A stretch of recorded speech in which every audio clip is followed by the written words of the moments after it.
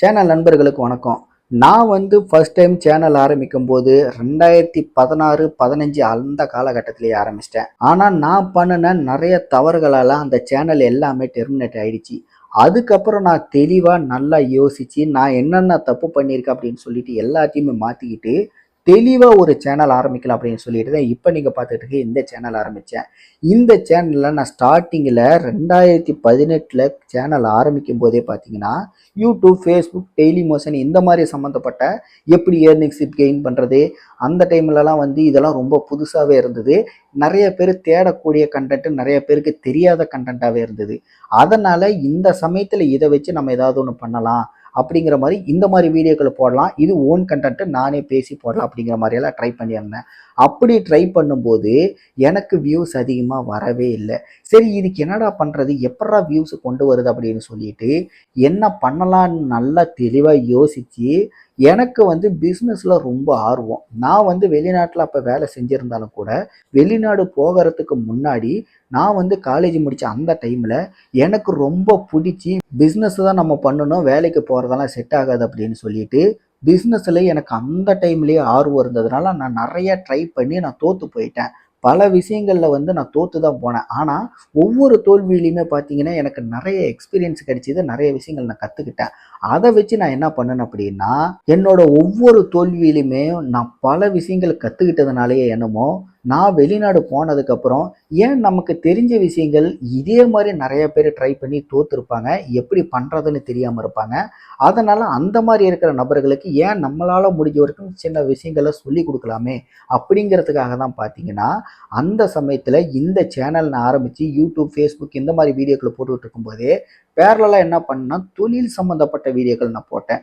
தொழில் சம்மந்தப்பட்ட வீடியோக்கள் போடும்போது ஆரம்பத்தில் எனக்கு அதுக்கும் கூட வியூஸ் வரல. போக போக பார்த்தீங்கன்னா தொழில் சம்மந்தப்பட்ட வீடியோக்கள் போடும்போது எனக்கு என்னோட சேனலை அடுத்த ஸ்டேஜுக்கு கொண்டு போனதே பார்த்தீங்கன்னா அந்த வீடியோக்கள் தான்.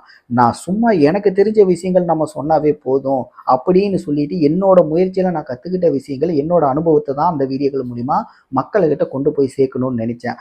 அப்படி நான் முயற்சி பண்ணனா அந்த ஒரு புதிய முயற்சிக்கு பார்த்தீங்கன்னா எனக்கு ஒரு மிகப்பெரிய அளவில் சக்ஸஸ் கிடைச்சிது. அதில் நான் சக்ஸஸும் ஆனேன் அப்படிங்கிறது தான் உண்மை.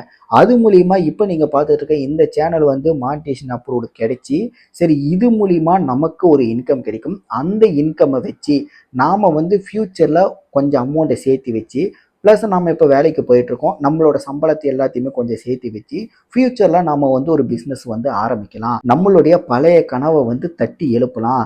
மீண்டும் நம்மளோட முயற்சிகளை ஆரம்பிக்கலாம். நாம் சொல்கிறதோடு நிற்கக்கூடாது, செயல்லையும் நம்ம காட்டணும். அது நம்மளோட சேனல் நண்பர்களுக்கு இன்னமும் மோட்டிவேட்டிங்காக இருக்கும் அப்படின்னு சொல்லிட்டு நல்லா தெளிவாகவே நான் முடிவு பண்ணினேன்.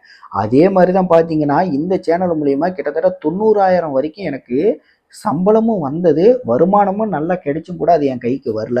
அப்போ தான் நான் ஒரு விஷயத்தை புரிஞ்சுக்கிட்டேன். நம்ம பண்ணின முயற்சி எல்லாமே கரெக்டு தான், ஆனால் இதுவும் கூட தோல்வியில் போயிடுச்சு. அதுக்கு என்ன காரணம்? ரீஜனல் பிரச்சனை. நான் குவைத்தில் இருந்துட்டு அந்த அட்ரஸை வச்சு பண்ணினதுனால என்னால் இன்கம் எடுக்க முடியல.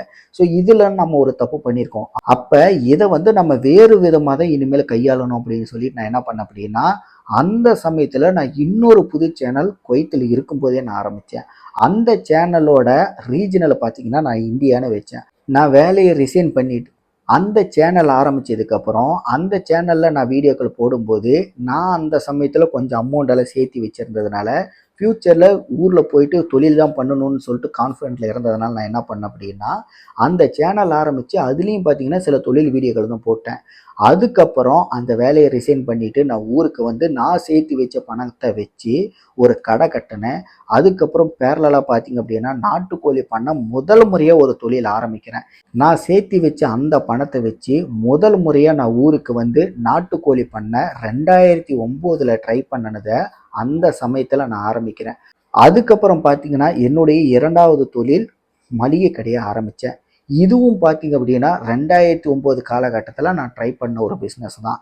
அதுக்கப்புறம் பார்த்தீங்கன்னா பேரலாகவே நான் என்ன பண்ணுறேன், கறிக்கடையும் போடுறேன்.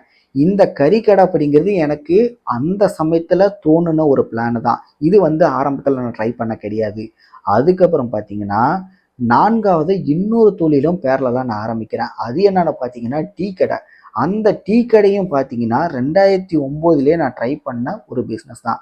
ஏன்னா எனக்கு பிஸ்னஸ் பண்ணுறது ரொம்ப பிடிக்கும். அதனால் நான் 2009ல் ட்ரை பண்ண அந்த பிஸ்னஸ் எல்லாத்தையுமே பார்த்தீங்கன்னா இந்த 2019, 20 காலகட்டத்தில் நான் கஷ்டப்பட்டு சம்பாரித்த அந்த பணத்தை வச்சு ஒன் பை ஒன் ஒவ்வொன்றும் வரிசையாக நான் பண்ணினேன்.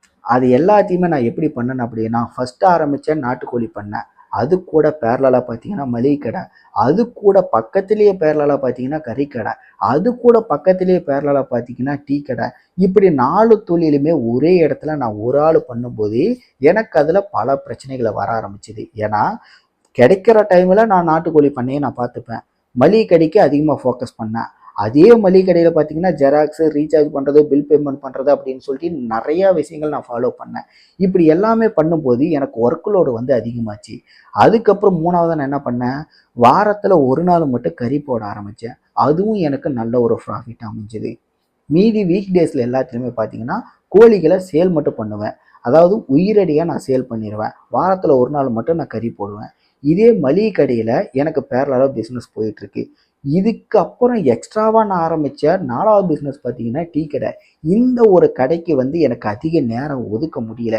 ஏன்னா ஆல்ரெடி வந்து 3 வேலை வந்து பேரலாக போயிட்டுருக்கறனால வீக்லி ஒன்ஸு தான் நம்ம கறிக்கடை போட்டாலும் கூட 2 வேலை பேரலாக போகும்போது நமக்குன்னு பர்சனலாக சில வேலைகள் இருக்கும். அது நமக்கு பண்ணுறதுக்கான சில சமயங்களில் ஒத்துழைப்பு தர முடியல.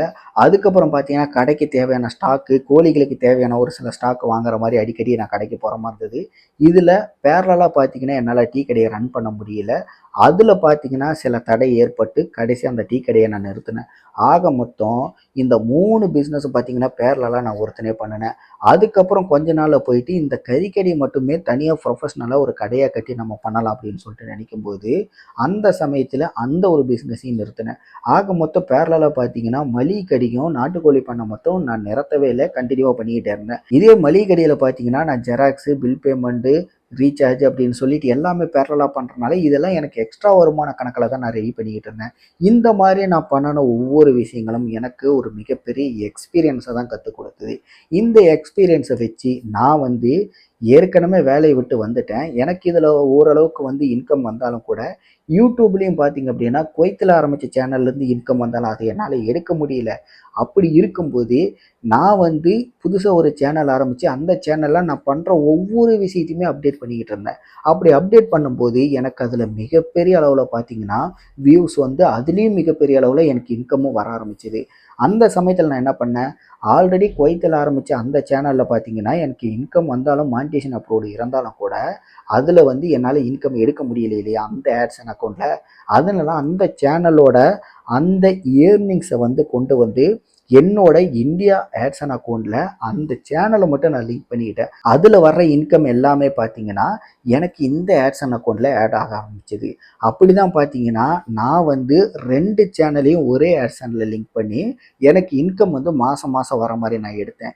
இது எல்லாமே நான் வந்து புரிஞ்சிக்கிறதுக்கு ஓனாக நானே தான் கற்றுக்கிட்டேன். அப்படி பண்ணினது மூலிமா எனக்கு யூடியூப்பில் ஒரு வருமானம், அதை வச்சு பார்த்தீங்கன்னா எனக்கு பிஸ்னஸில் ஒரு வருமானம். இது எல்லாமே ஓன் பிளேஸில் நான் பண்ணுறதுனால எனக்கு ஒரு மிகப்பெரியான ஒரு நல்ல லைஃபாகவே ஸ்மூத்தாகவே போயிட்டு இருந்தது. இந்த அளவுக்கு நம்மளால் பண்ண முடியுமா அப்படின்னு சொல்லிட்டு யாராவது நினச்சிங்க அப்படின்னா கண்டிப்பாக நம்மளால் முடியாது எதுவுமே கிடையாது. என்றைக்குமே சுய தொழில் அப்படிங்கிறது ஒவ்வொரு தனிநபருக்குமே இருந்து தான் ஆகணும். அந்த சுய தொழில் நிச்சயமாக உங்களை ஒரு மிகப்பெரிய எக்ஸ்பீரியன்ஸை கொடுக்கும். அந்த மிகப்பெரிய எக்ஸ்பீரியன்ஸை வச்சு உங்களோட திறமையும் உங்களுடைய அடுத்த கட்ட முயற்சியை பொறுத்து உங்களை மிகப்பெரிய ஆளுமையான ஒரு தொழிலதிபராக மாற்றுறதுக்கான வாய்ப்புகள் இருக்குது. நான் தான் ஆரம்பத்தில் சொன்ன மாதிரி உங்களுடைய அந்த தொழிலில் நீங்கள் உங்களோட முயற்சியை பொறுத்து தான் உங்களுடைய உயரம் அப்படிங்கிறது நிர்ணயிக்கப்படும். இதை வந்து மனசில் வச்சுக்கிங்க. இது எல்லாமே பர்ஃபெக்டாக நீங்கள் பண்ணுறீங்க அப்படின்னா ஏதாவது ஒரு ரூபத்தில் கரெக்டாக நேர்மையாக பண்ணிக்கிட்டு இருந்தீங்க அப்படின்னா நிச்சயமாக காலம் உங்கள் கூட இருந்து உங்களை உயர்த்தும் அப்படிங்கிறது தான் இந்த வீடியோ மூலிமா நான் சொல்ல வருது. இந்த வீடியோவை நீங்கள் கடைசி வரைக்கும் பார்த்துருந்தீங்கன்னா நான் சொன்ன இந்த விஷயத்தை பற்றி நீங்கள் என்ன நினைக்கிறீங்க அப்படிங்கிறத மறக்காமல் கீழே கமெண்ட்டில் தெரியப்படுத்துங்க. இதே மாதிரி வீடியோஸ் பார்க்கணும் அப்படின்னா கண்டிப்பாக நம்ம சேனலை உங்களுக்கு பிடிச்சிருந்த மட்டும் சப்ஸ்கிரைப் பண்ணுங்கள். அடுத்த வீடியோ சந்திக்கிறேன். நன்றி, வணக்கம்.